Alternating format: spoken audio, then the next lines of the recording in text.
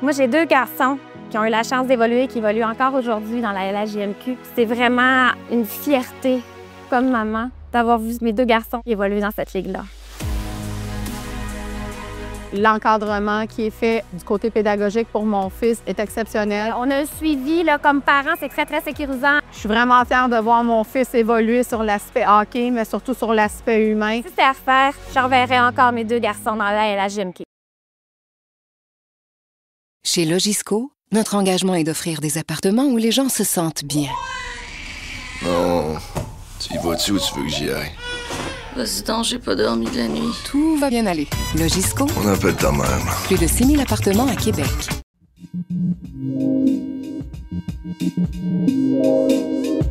Nous sommes le jeudi 6 février. Voici à la une.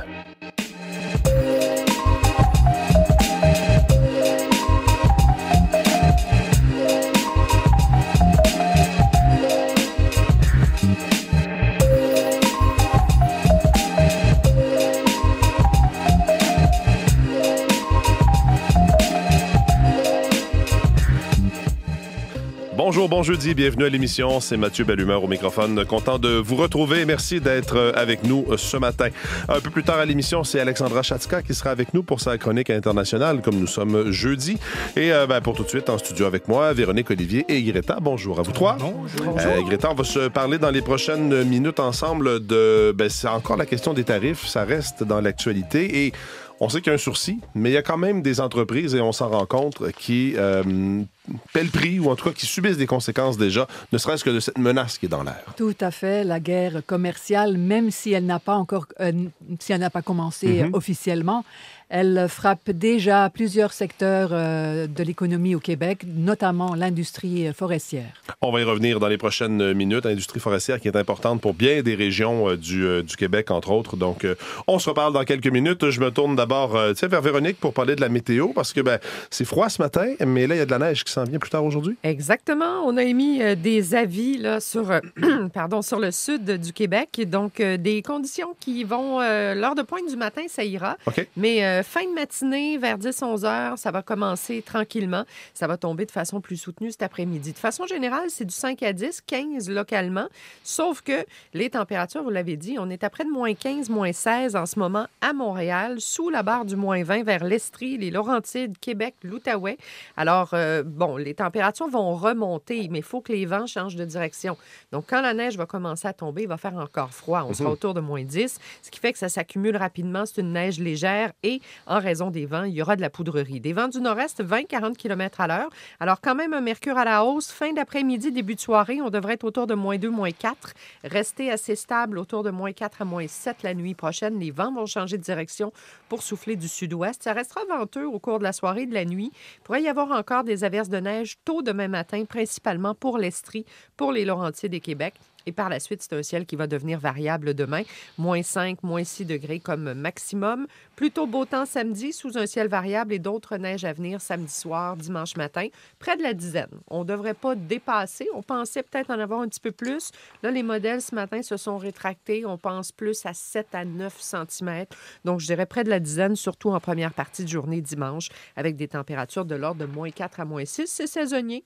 Quand même pas désagréable. Donc, 5 à 7 cm de neige pour l'Abitibi aussi. Ça s'ennuage et ça commencera cet après-midi pour le Saguenay, 5 à 10 cm. Ennuagement, neige plus tard en fin de journée pour le Bas-Saint-Laurent. La Gaspésie, la Côte-Nord, pas avant ce soir. Ce sera du 5 à 10 de ce côté-là. Température en journée, moins 7, moins 9 degrés pour l'ensemble des régions. En territoire ontarien, le mercure est à la baisse vers Thunder Bay, moins 13 cet après-midi. Il y a encore de la faible neige et de la poudrerie.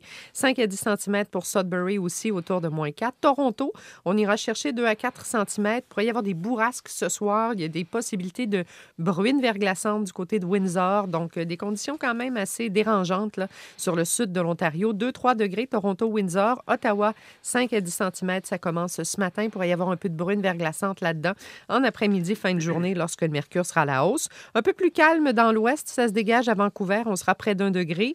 Dans les prairies, Edmonton, Calgary, c'est assez variable, moins 10, moins 11. Plus froid vers Regina, très venteux également, le maximum c'est moins 18. Même chose sur le sud du Manitoba. Nuages et flocons ce matin et ça deviendra variable par la suite. Alors, on se prépare à un retour à la maison plus compliqué sur le sud du Québec. Une dizaine de centimètres dans l'ensemble, un peu plus localement. Les vents seront de la partie cette fois et ensuite, ça ira dimanche. Et je souligne qu'on apprenait au cours des dernières heures, selon l'Observatoire européen Copernicus, que janvier 2025 a été le mois le plus chaud jamais mesuré dans le monde. Malgré le fait que nous sommes en phénomène La Niña, qui est supposé de rafraîchir, effectivement. Et je crois que janvier a été aussi, là, dans les 19 derniers mois, le 18e a dépassé le seuil du 1,5 degré. Donc, des records, de record en record, la chaleur qui se poursuit. Température moyenne dans le monde de 13,23 degrés, selon Copernicus. Merci beaucoup, Véronique. Bonne journée. Bonne journée. Olivier, bonjour. Bonjour. Bon, ça a bien été contre les Sharks. Le voyage dans l'Ouest se poursuit. Oui, ça a moins bien été contre Los Angeles. Vous auriez pu faire des guillemets quand vous avez dit que ça a bien été contre les Sharks. Oui, ça a été un match, compliqué contre la pire équipe. Oui, mais quand même, ils ont réussi à gagner. Ils avaient trouvé un moyen de gagner 4-3 ce match. Hier, c'était contre les Kings de Los Angeles qui étaient de retour à la maison. On connaît la situation avec les feux en Californie et surtout à Los Angeles. On sait que les équipes professionnelles ont cette motivation davantage. Et là, c'est un retour à la maison et ça s'est fait sentir dès le début du match. Les Kings qui ont pris les devants très rapidement dans la rencontre. Et par la suite, ça a été ça. Ça a été des attaques constantes. Vraiment, là, ça bourdonnait dans le territoire du Canadien de Montréal. On peut regarder le nombre de tirs dirigés vers la cage de Jacob Dobeš qui était d'office hier. 37 tirs pour les Kings contre seulement 21 pour Montréal. D'ailleurs, Montréal a marqué 3 buts, victoire de 6-3 des Kings de Los Angeles. Et 2 débuts du Canadien sont des buts un peu bizarres, là, des tirs là, qui ont dévié devant la cage des Kings. Donc, vraiment rien de trop convaincant dans le match d'hier. Et voilà, je vous dirais que c'est ce qui résume pas mal le match face aux Kings. Et là, c'est la fin de cette aventure en Californie. On est en déplacement aujourd'hui. L'équipe reviendra à Montréal pour 2 matchs ce week-end au Centre Bell. Mais c'est vrai que cette tournée californienne n'a peut-être pas été aussi heureuse qu'on pensait avec une défaite contre les Ducks, une défaite contre les Kings et cette courte victoire contre les Sharks de San Jose. Je vous invite à écouter Martin Saint-Louis qui parle du travail des individus, mais aussi du travail collectif qui devrait être meilleur de son équipe. Côté individuel, présentement, il faut que les gars soient honnêtes envers leur propre performance, leur effort et tout. Puis, je pense que ça part avec l'individu. Puis, c'est sûr, on va corriger les erreurs collectives et tout, mais tu peux s'en donner plus. Tu peux être plus alerte. C'est une game d'équipe, mais il y a beaucoup d'actions d'individus que ça prend pour mettre une position de gagner. Ça game dans la game. Exact. La game dans la game, c'était 21 tirs déjà à mi-chemin dans le match, imaginez. Donc oui, ça a été difficile pour le Canadien. Au tennis, Denis Shapovalov accède au 2e tour à Dallas. Oui, effectivement. Belle victoire pour Shapovalov qui affrontera au prochain tour Taylor Fritz, première tête de série du tournoi à Dallas. Hier, c'est une victoire en 3 manches face au Serbe Miomir Kecmanovic. Lui qui revient d'un petit forfait là, à la Coupe Davis, souvenez-vous, pour des douleurs au dos. Donc hier, au moins, il a pu tirer son épingle du jeu face à Kecmanovic. Sinon, il y avait aussi Félix Auger-Aliassime qui était en action en fin d'avant-midi hier. Et malheureusement pour lui, il affrontait un joueur issu des qualifications, l'Italien Andrea Vavassori. Félix Auger-Aliassime avait remporté la première manche, a été défait lors de la deuxième et à la toute fin de cette deuxième manche, a déclaré forfait, avait des douleurs à un orteil et c'est ce qui l'a forcé à l'abandon. Donc malheureusement, courte sortie pour lui. Et aujourd'hui, on surveillera Leilani Fernandez qui est en match de 3e tour contre l'Américaine Ashlyn Kruger. Ça aura lieu dans 1 heure environ, donc très tôt ce matin. Ça se déroule à Abu Dhabi, dans le cas de Fernandez. Et le décompte est commencé dans 1 an, les Jeux olympiques en Italie. Il faut s'y préparer. Milan, Cortina d'Ampezzo, ce sont les villes qui accueilleront les prochains Jeux olympiques du 6 au 22 février 2026. Le Canada qui s'y prépare et les athlètes qui commencent à y penser à ces Jeux olympiques, entre autres Michael Kingsbury, qui aura l'occasion de remporter peut-être 2 médailles d'or, 2 titres olympiques, parce qu'il y aura l'épreuve en parallèle qui sera ajoutée lors de la prochaine édition des Jeux olympiques. Et justement, les anneaux, c'est un peu dans le fond de sa pensée. Là, déjà, présentement, on écoute Michael Kingsbury. Ça serait vraiment spécial de le faire en Italie. Je sais que j'ai toutes les capacités pour le faire. Je l'ai fait plusieurs fois dans ma carrière. Ça serait le moment le plus opportun puis le plus spécial de le faire, ça serait aux Jeux olympiques. Il y aura plusieurs annonces, entre autres, je crois qu'aujourd'hui, là, on présentera la programmation de Radio-Canada qui sera encore une fois diffuseur de ces Jeux olympiques. Merci beaucoup, Olivier. Bonne journée. Bonne journée.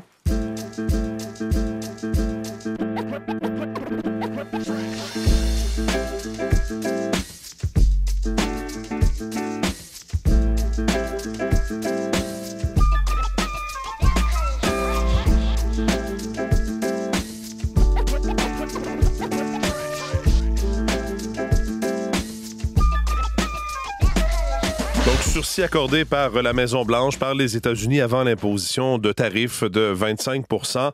Il y a encore beaucoup d'inquiétudes, d'incertitudes pour les entreprises. L'industrie forestière, entre autres, qui est déjà frappée par des droits de douane, pourrait devoir payer au total, en ajoutant le 25 % des tarifs, de 39 % dès le mois de mars. Greta Juris, donc c'est un secteur qui entrevoit l'avenir avec beaucoup d'incertitudes. Oui, tout à fait. La guerre commerciale, même si elle n'a pas commencé officiellement, frappe déjà l'industrie forestière au Québec, où les fermetures de scieries et de moulins semblent maintenant inévitables. La raison, c'est que l'industrie, comme vous l'avez dit, paye déjà des droits de douane de 14 % et avec les tarifs de 25 % de plus, tels que proposés par Donald Trump, certaines entreprises seront condamnées à disparaître. C'est ce que pense du moins le président de la scierie Dion et Fils à Saint-Raymond-de-Portneuf, Jean-François Dion. On peut l'écouter. C'est plate à dire, mais il y aura des scieries qui vont arrêter possiblement complètement au Québec. De prendre 25 % d'une valeur d'un produit qu'on vend aux Américains, puis de le mettre dans les coffres à Washington pour Donald Trump. C'est inconcevable, ça se fait pas. Et la scierie de Jean-François Dion emploie présentement 65 personnes à Saint-Raymond dans Portneuf et 150 autres travailleurs, des camionneurs, des bûcherons et alimentent l'usine. Donc, un moteur économique crucial pour la région qui risque de disparaître puisque les tarifs de 39 % sont jugés insoutenables, d'autant plus que la scierie Dion exporte jusqu'à la moitié de ses produits aux États-Unis. Et le maire de Saint-Raymond, lui, craint pour l'économie de la région. Claude Duplain demande maintenant au gouvernement d'ouvrir de nouveaux marchés ailleurs sur la planète. Dans Portneuf, on va pogner un mur avec ces choses-là. Donner de l'argent aux régions pour qu'on puisse aider nos compagnies à se diversifier et à se moderniser. C'est ça qu'il faut faire, là. Oui, se tourner vers d'autres marchés, se diversifier, aller voir ailleurs si nos produits peuvent trouver preneur, mais c'est pas si simple à faire. Que disent des experts là-dessus? Oui, le Conseil de l'industrie forestière du Québec souligne que diversifier est une bonne chose, mais qu'il s'agit d'un processus complexe qui peut prendre beaucoup de temps. Voici les commentaires du président directeur général du Conseil, Jean-François Samré. C'est une économie qui est très intégrée continentalement. Si on veut diversifier, ça va prendre du temps. Ça va prendre beaucoup d'efforts, ça va prendre beaucoup de déplacements pour venir bâtir des relations de confiance. Il y a d'autres entreprises dans d'autres secteurs qui ont déjà procédé à des mises à pied en raison de ces menaces tarifaires. Oui, tout à fait. Une entreprise de l'Est de Montréal, ShearTex, qui fabrique des bas collants, entre autres, a licencié 40 % de sa main-d'œuvre. Parmi les 350 travailleurs, 140 ont donc perdu leur poste. Une autre entreprise de meubles à Sainte-Croix, dans la région de Chaudière-Appalaches, a aussi procédé à des mises à pied en prévision des tarifs américains. 115 employés au total ont perdu leur poste.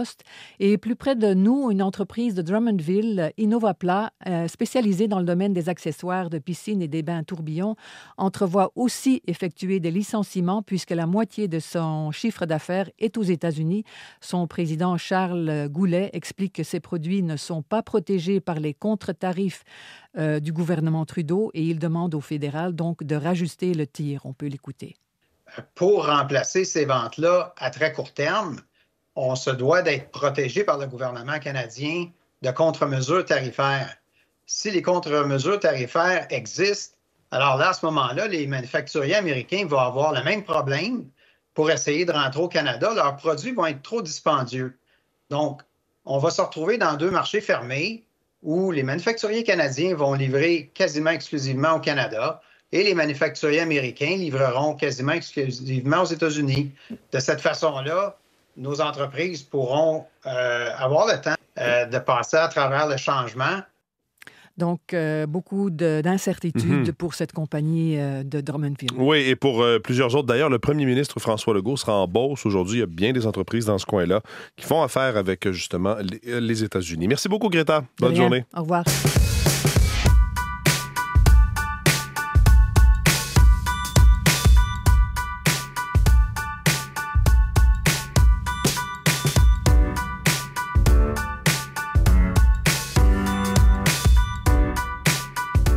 Gabriel Lemarquand-Perrault est avec nous pour la revue de presse. Je le retrouve dans notre studio d'Ottawa. Bonjour, Gabriel. Bonjour, Mathieu. Alors, 2 sondages ont retenu votre attention publiés dans les journaux de ce matin. D'abord, sondage dans le Journal de Montréal qui révèle que si des élections avaient lieu aujourd'hui au Canada, eh bien, le PLC au Québec, le Parti libéral, récolterait, 29 % des intentions de vote, à égalité avec le Bloc à 29 % également, mais c'est une baisse pour le Bloc de 6 points de pourcentage par rapport au dernier coup de sonde, et les conservateurs ferment la marche à 24 % des intentions de vote. Dans son analyse ce matin, Guillaume Saint-Pierre, chef du bureau parlementaire ici même à Ottawa, dit qu'à 24 % d'appui, Pierre Poilievre n'a pas à rougir au Québec. Par contre, l'ex-gouverneur de la Banque du Canada, Mark Carney, s'il atteint la tête du PLC, eh bien, le parti atteint carrément des sommets à 38 % des intentions de vote. Alors, Guillaume Saint-Pierre dit visiblement son français hésitant et son absence d'expérience politique ne le disqualifie pas aux yeux de l'électorat. Alors, un sondage web réalisé auprès de 1017 Québécois du 31 janvier au 2 février. Autre sondage qui a attiré mon attention ce matin, cette fois, c'est à la une du National Post, mais également de la presse, où on parle du sentiment de fierté du Canada, donc sentiment de fierté canadienne. Alors, les Québécois se disent fiers ou très fiers d'être Canadiens dans une proportion de 58 %, et on mentionne que c'est un bond de 13 points par rapport à décembre 2024. Alors, peut-être l'effet Trump, mentionne l'article de la presse. Les provinces des prairies sont restées plutôt indifférentes, mentionne toujours le sondage. Alors, c'est un sondage qui a été réalisé par la firme Angus Reid du 2 au 3 février dernier auprès d'un échantillon de 1811 adultes, marge d'erreur de 2 points de pourcentage, 19 fois sur 20. Maintenant, dans le Journal de Montréal, de ce matin, il est question d'un ancien tueur à gages devenu délateur qui va toucher près de 3 millions de dollars pour sa collaboration avec le ministère public. Et on parle d'une récompense record, dit le quotidien de Québécois. Ce matin, le tueur à gages Frédéric Silva va toucher cette somme pour avoir aidé les policiers à élucider une 60aine de complots de meurtres liés au crime organisé québécois. Ça fera de lui le criminel le mieux rémunéré de l'histoire du Canada, selon le bureau d'enquête de Québécois. Pour l'instant, le montant exact qui lui sera versé par la SQ et le SPVM est gardé secret, mais cette somme, en fait, Frédéric Silva ne verra peut-être jamais la couleur de cette somme qu'on finira par lui payer à l'issue des procédures judiciaires à venir pour ses anciens employeurs et complices du crime organisé. Je vous rappelle qu'il a été condamné à l'incarcération à perpétuité en 2022 pour 4 meurtres.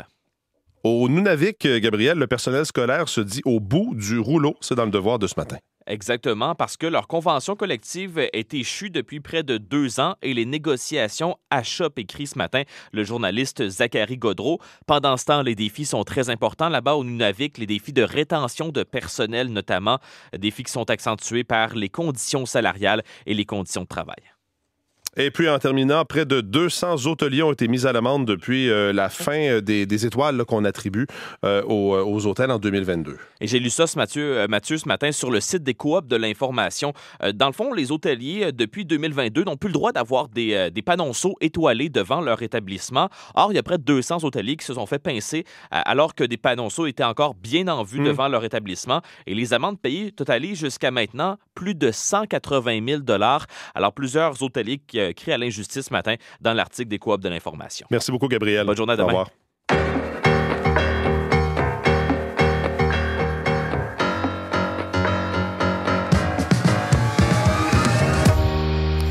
Juste un petit mot pour vous dire qu'on reçoit beaucoup de messages. Il semble qu'il y a des problèmes pour l'écoute via l'application audio. En tout cas, pour certains de nos auditeurs, là, depuis ce matin, les messages entrent les uns après les autres. Ça fait plaisir de savoir que vous êtes à l'écoute et que vous voulez nous écouter. Mais on a passé le message et puis nos équipes sont là-dessus, sachez-le. Voilà pour cette parenthèse. Maintenant, il y a 2 jours mardi, une fusillade dans une école pour adultes de la ville suédoise Örebro a fait 11 victimes, dont le tueur qui était armé d'un fusil automatique. C'est un choc en Suède. Il s'agit de la pire tuerie de masse de l'histoire du pays, qui est loin d'être un pays aussi tranquille qu'on aurait tendance à le croire. On parle de ça avec Alexandra Chatzka. Bonjour, Alexandra. Bonjour, Mathieu. Est-ce qu'on en sait un peu plus aujourd'hui sur le tueur et ses motivations? Et un tout petit peu, mais pas beaucoup. La presse a divulgué son nom hier. Ça vient d'être confirmé. Il y a une conférence de presse de la police d'Örebro qui a lieu en ce moment. Alors, c'est Richard Anderson. Il avait 35 ans. Il était sans emploi depuis au moins 11 ans. Isolé, il vivait seul. Il avait très peu de contact même avec sa famille. Il y avait apparemment des problèmes psychiatriques. Selon la police, à ce stade de l'enquête, il n'y avait pas de motivation idéologique à son geste. Il n'avait pas de lien avec des organisations criminelles, pas à ce qu'on sache jusqu'à là. On sait par contre qu'il avait 4 permis de port d'armes et de fusils de chasse automatique. Il a apporté d'ailleurs les dans un étui à guitare dans cette école et il s'en est servi. Il avait plein de munitions selon ce qu'a dit la police tout à l'heure. Il aurait étudié dans cette école pour adultes il y a quelques années. Il avait suivi des cours de mathématiques. On sait encore peu de choses aussi sur les victimes qui sont au nombre de 11 et 5 blessés. Est-ce qu'il avait un lien avec l'une d'entre elles? On ne le sait pas. C'est un drame atroce. Le roi et la reine sont venus à la cérémonie à la mémoire des victimes, le premier ministre suédois également. Mais si on compare évidemment à ce qui se passe aux États-Unis, c'est presque banal, mais ce ne l'est pas dans le contexte suédois. Oui, justement, c'est un phénomène peu connu, mais la criminalité, entre autres, l'utilisation d'armes à feu aurait explosé au cours des dernières années en Suède. Mais oui, on découvre ça. Écoutez, la Suède qui compte 10 millions d'habitants avec un système social qui a très bien fonctionné quand même pendant des décennies, des inégalités sociales parmi les moins importantes de toute l'Europe. Tout à coup, la Suède bat les records de criminalité. C'est un phénomène surtout lié au phénomène de gangs, de contrôle du marché de la drogue, et des assassinats. Il y a une véritable explosion, et c'est le cas de le dire. Il y a même des explosions de bombes. Écoutez, imaginez-vous, au mois de janvier dernier, selon le ministère de la Sécurité publique, une explosion par jour a eu lieu en Suède, des bombes qui explosent dans des appartements, etc. Alors, c'est des gangs qui recrutent souvent par Internet des jeunes, souvent très jeunes, qui portent des armes, 12, 13, 14 ans, sont souvent issus de l'immigration, il faut le dire. Ils sont à la recherche d'argent facile, évidemment. Ils font toutes sortes de jobs sales pour cette espèce de mafia, qui est souvent une mafia étrangère, mais qui opère en Suède. Alors, des assassinats ciblés, des intimidations, etc. Alors, aujourd'hui, la Suède a le taux d'assassinat par arme à feu parmi les plus élevés d'Europe. D'ailleurs, le nombre d'armes à feu en circulation en Suède est énorme. Il s'agit souvent d'armes de chasse, d'ailleurs. Par tête d'habitants en Europe, il n'y a que l'Albanie qui dépasse la Suède. On l'aurait jamais cru. Alors, les prisons, évidemment, sont surpeuplées. En 2023, on comptait un nombre d'incarcérations le double de ce qui était en 2014. Aujourd'hui, on a 11 000 places de prison en Suède et on commence à délocaliser même les prisonniers à l'étranger. Et on estime que d'ici 5 ans, ils auront besoin de 27 000 places dans les prisons. Ça va pas bien. Non, je pense que pour plusieurs, ça va peut-être être étonnant d'entendre ça, même ce matin, Alexandra. Et la semaine dernière, on en a peu parlé, mais il y a un autre assassinat ciblé qui a eu lieu dans la ville de Södertälje, à quelques 40 km de Stockholm, qui a fait quand même pas mal de bruit en Suède. C'est un Irakien chrétien, 38 ans, un réfugié. Il a été rendu célèbre pour avoir piétiné et brûlé des pages d'exemplaires du Coran, devant la grande mosquée de Stockholm. Oui, on en avait parlé d'ailleurs chez vous en 2023. C'est un combattant, donc Salvan Momika, un combattant autoproclamé de lutte contre l'islamisation de l'Europe. Alors, il avait brûlé à quelques reprises des exemplaires du Coran et il a provoqué tout un débat d'ailleurs en Suède à l'époque sur les limites de la liberté d'expression. En Suède, le blasphème et le manque de respect envers les signes religieux est décriminalisé depuis très longtemps, mais finalement, il a été accusé de fomenter la haine contre un groupe religieux, les musulmans, et il devait comparaître en cours jeudi dernier, mais il a été assassiné dans la nuit de mercredi à jeudi par arme à feu. Alexandra, merci beaucoup. On se reparle la semaine prochaine. Au revoir. Au revoir. Voilà pour cette édition d'À la Une. Vos équipes du matin prennent le relais dans les prochaines secondes. Bonne journée.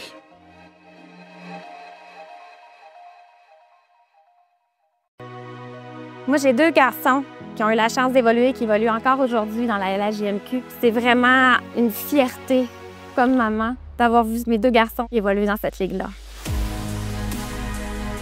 L'encadrement qui est fait du côté pédagogique pour mon fils est exceptionnel. On a un suivi là, comme parents, c'est très, très sécurisant. Je suis vraiment fière de voir mon fils évoluer sur l'aspect hockey, mais surtout sur l'aspect humain. Si c'était à refaire, je reverrais encore mes 2 garçons dans la LHJMQ.